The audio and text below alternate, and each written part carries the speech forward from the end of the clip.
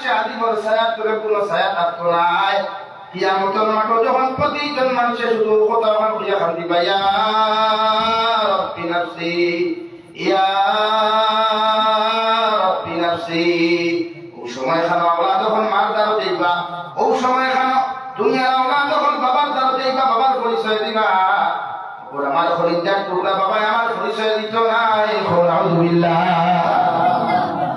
মানে 10 মাস 10 দিন গর্ভধারণ করলাম, 2.5 বছর পর্যন্ত পায়খানা প্রস্রাব সেবা করিয়া মায় আমার জমিনে তো মেহনত মশক্কত করিয়া জমিনে বড় বানাইলা রে ভাই।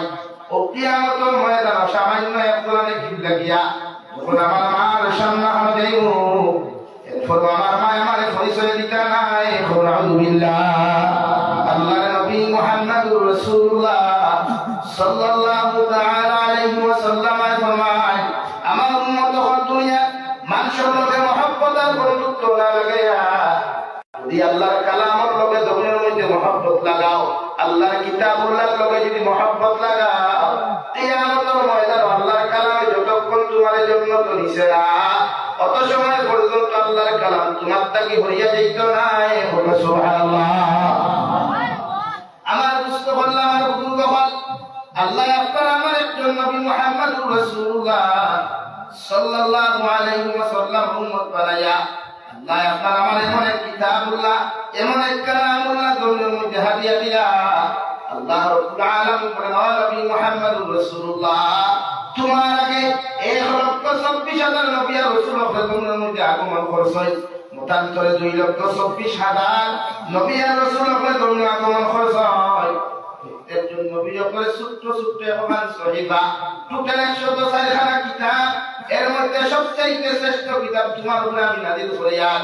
আমি তোমার আগে যত 103 খানা সহিবা কিতাব প্রমাণ করে দিয়েছিলাম, প্রত্যেকটা কিতাবে প্রত্যেকজন নবী আপনার অনুসারী আপনার দুনিয়ার মধ্যে রদবদল করে ফেলাই দিছ।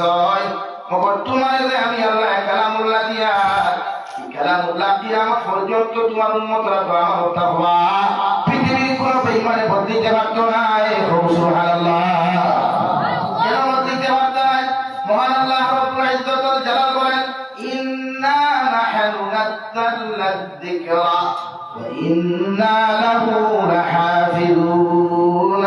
ও নবী মুহাম্মদুর রাসূলুল্লাহ, কিয়ামতের আগ পর্যন্ত তোমার উম্মতরা তো আমার কালামুল্লাহ হাদিয়া দাওয়া, আমার কালামুল্লাহ তুমি আমানত হিসাবে তোমার উম্মতের কাছে পেয়ে আইবা।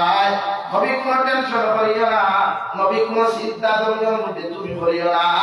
এই কালামুল্লাহর হেফাজতের দায়িত্ব তোমার না। কালামুল্লাহ